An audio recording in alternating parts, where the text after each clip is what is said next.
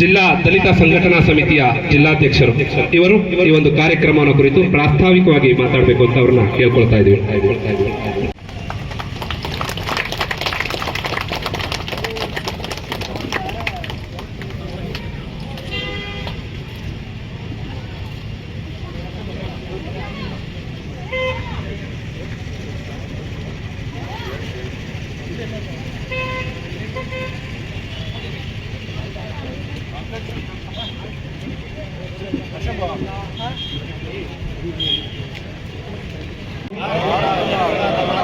ಭಾರತವನ್ನು ಒಂದು ಸಾರ್ವಭೌಮ ಸಮಾಜವಾದಿ,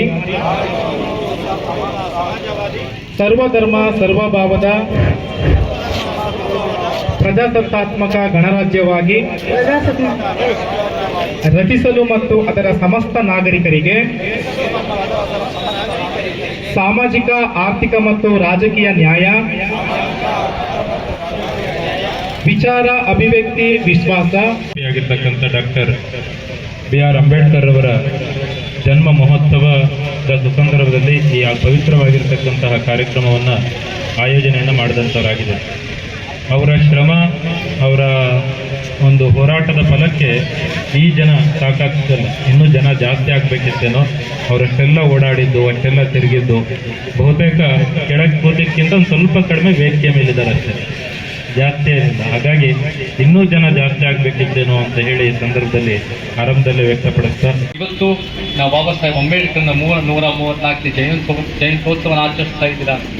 ನಮಗೆ ಹಾಸನ ಜಿಲ್ಲೆಯಲ್ಲಿ ಬಹಳ ಸಾಮಾಜಿಕ ಪ್ರಜ್ಞೆ ಇದೆ, ಬಹಳ ಒಂದು ರಾಜಕೀಯ ಪ್ರಜ್ಞೆ ಇದೆ, ಬಹಳ ಒಂದು ಎಲ್ಲಿಂದನಾದರೂ ಒಂದು ಪರಿವರ್ತನೆ ಬರುತ್ತೆ ಅಂದರೆ, ಎಲ್ಲಿಂದನಾದರೂ ಕರ್ನಾಟಕಕ್ಕೆ ಒಂದು ಅಂಬೇಡ್ಕರ್ ವಾದ ಆಚೆ ಬರುತ್ತೆ ಅಂದರೆ ಅದು ಬಹಳ ಗಟ್ಟಿಯಲ್ಲಿ ಹಾಸನ ಜಿಲ್ಲೆಯಿಂದನೇ ಬರುತ್ತೆ. ಸೊ ಆ ನಿಟ್ಟಿನಲ್ಲಿ ಇವತ್ತು ನಮಗೆ ಪ್ರಶ್ನೆ ಬರ್ತಿರೋದು ಏನು ಅಂದರೆ, ಅಂಬೇಡ್ಕರ್ ವಾದ ಅಂದರೆ ಏನು?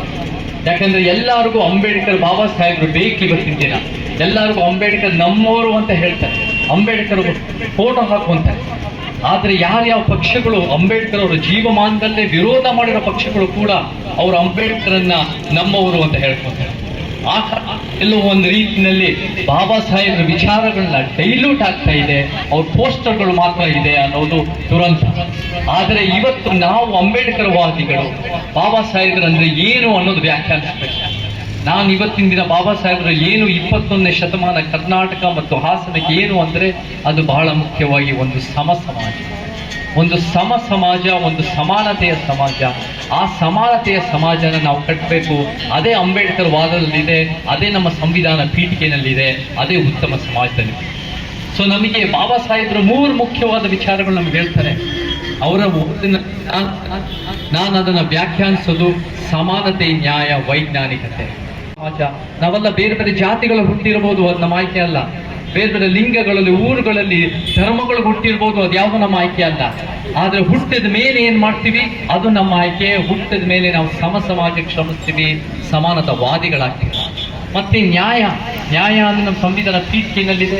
ಇತಿಹಾಸದ ತಪ್ಪುಗಳನ್ನು ಸರಿಪಡಿಸಬೇಕು.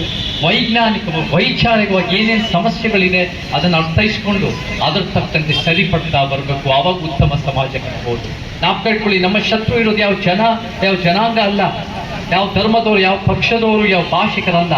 ನಮ್ಮ ಶತ್ರುಗಳು ನಾವೆಲ್ಲ ಅಂಬೇಡ್ಕರ್ ವಾದಿಗಳು, ಸಮಾನತಾವಾದಿಗಳು, ನಾವೆಲ್ಲ ದಲಿತರು, ಶೋಷಿತರು. ನಮಗೆ ಶತ್ರು ಇರೋದು ಈ ಅನ್ಯಾಯ ಮತ್ತು ಅಸಮಾನತೆಯ ವ್ಯವಸ್ಥೆ. ಈ ವ್ಯವಸ್ಥೆನೇ ಅನ್ಯಾಯವಾಗಿದೆ.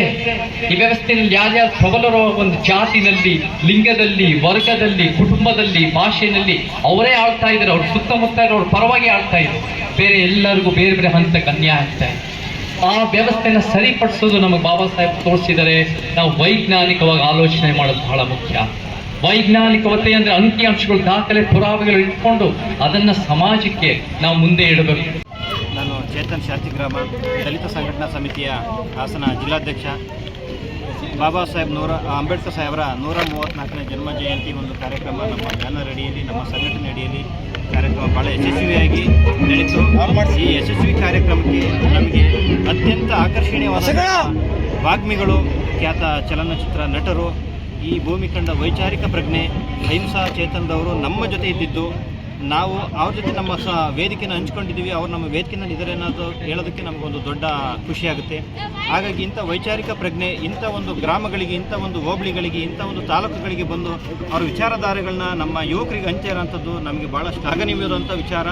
ನಮ್ಮ ಸಂಘಟನೆಯ ಇನ್ಯಾವುದೇ ಕಾರ್ಯಕ್ರಮಗಳಿದ್ರೂ ಕೂಡ ತಾವು ಅವರ ಮಾರ್ಗದರ್ಶನದಲ್ಲಿ ನಾವು ನಡಿಕೊಳ್ತಾ ಅವ್ರು ಬಂದಿದ್ದಕ್ಕೆ ನಾವು ಖುಷಿಯನ್ನು ವ್ಯಕ್ತಪಡಿಸ್ತಾ ಅವ್ರನ್ನ ತುಂಬ ಹೃದಯದಿಂದ ನಾವು ಸ್ವಾಗತವನ್ನು ಕೋರ್ತಾ ಇಡೀ ನಮ್ಮ ಭೀಮ ಬಂಧುಗಳಿಗೆ, ಜಿಲ್ಲೆಯ ಭೀಮ ಬಂಧುಗಳಿಗೆ ಈ ವಿಶೇಷ ಸಂದರ್ಭದಲ್ಲಿ ನಾನು ಧನ್ಯವಾದಗಳನ್ನ ಹೇಳ್ತೀನಿ. Thank you.